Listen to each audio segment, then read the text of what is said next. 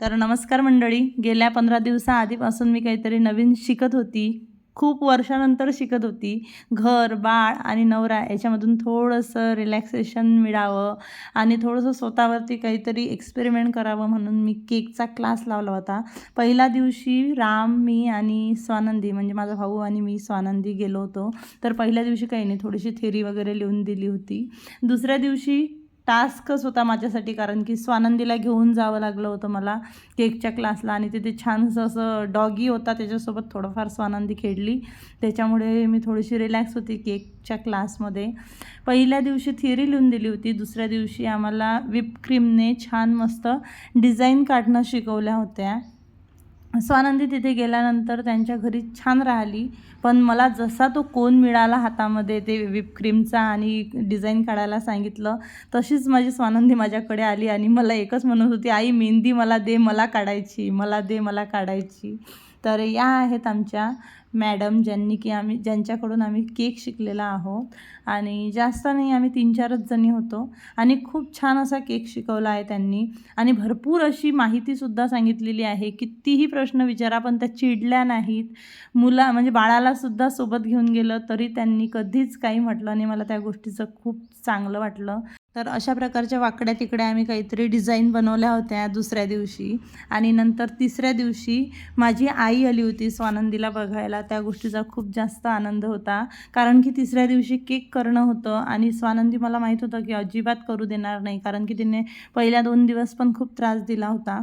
तर तिसऱ्या दिवशी छानपैकी गेलो आणि त्या ताईंचं घर इतकं सुंदर आहे, खूपच सुंदर, आणि प्रत्येक गोष्ट त्यांनी स्वतःच्या हाताने तयार करून ते सजवलेलं आहे. ते कुशनपासून तर प्रत्येक झाडापर्यंत सगळं काही त्यांनी स्वतः केलेलं होतं.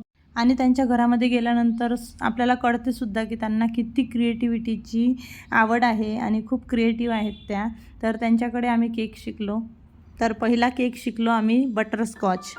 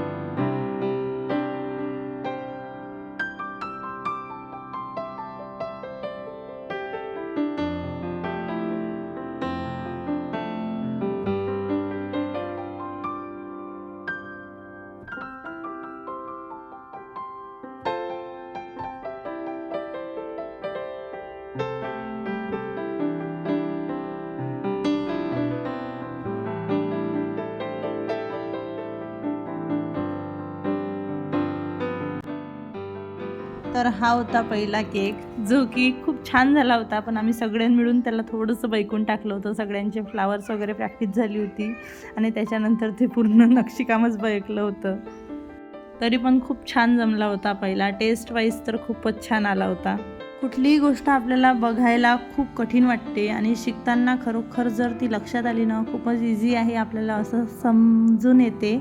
आणि प्रत्येक गोष्टीत, प्रत्येक फील्डमध्ये थोडीशी प्रॅक्टिसची तर गरज असतेच असते. पहिला बटरस्कॉच केक नंतर होता चौथा दिवस. चौथ्या दिवशी होता आमचा रेड वेल्वेट केक आणि चौथ्या दिवशीसुद्धा माझी आई आली होती स्वानंदीला बघायला. आणि रेड वेल्वेट केक असा काहीसा होता. त्याच्याबद्दल भरपूर काही माहिती वगैरे सगळं काही सांगितलं त्या ताईंनी. रेड वेल्वेट केक हा बघायला आणि खायला दोन्ही याला खूप छान असतो. आणि अशा प्रकारे झाला आमचा चौथा दिवस. नंतर आला 5वा दिवस. 5व्या दिवशीसुद्धा माझी आई आली होती आणि 5व्या दिवशी मी स्वतः केक बनवणार होती, कारण प्रत्येक दिवशी एक एक जण केक बनवत होतं आणि आज होती माझी बारी. म्हणून मी खूप छान असं मेकअप वगैरे करून गेली होती, गुलाबाचं फूल वगैरे लावून गेली होती, कारण मला एक रीलसुद्धा शूट करायची होती. तर बघा कशा प्रकारे मी मस्तपैकी केक बनवत आहे. आणि मी जो केक बनवला होता तो होता जेली केक. जो की कसा बनवला आहे ते तुम्हाला पुढे दिसणारच.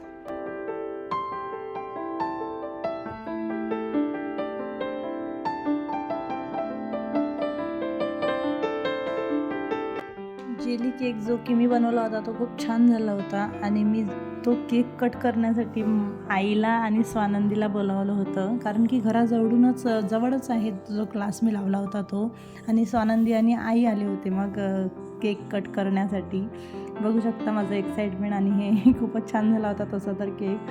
नंतर होता 6वा दिवस. 6व्या दिवशीसुद्धा माझी आई आली होती आणि स्वानंदी आईजवळ होती. 6व्या दिवशी होता डॉल केक, जो की खूप हार्ड वाटत होता मला, पण खरंच समजलं नंतर मला की एवढा काही हार्ड नसतो डॉल केक.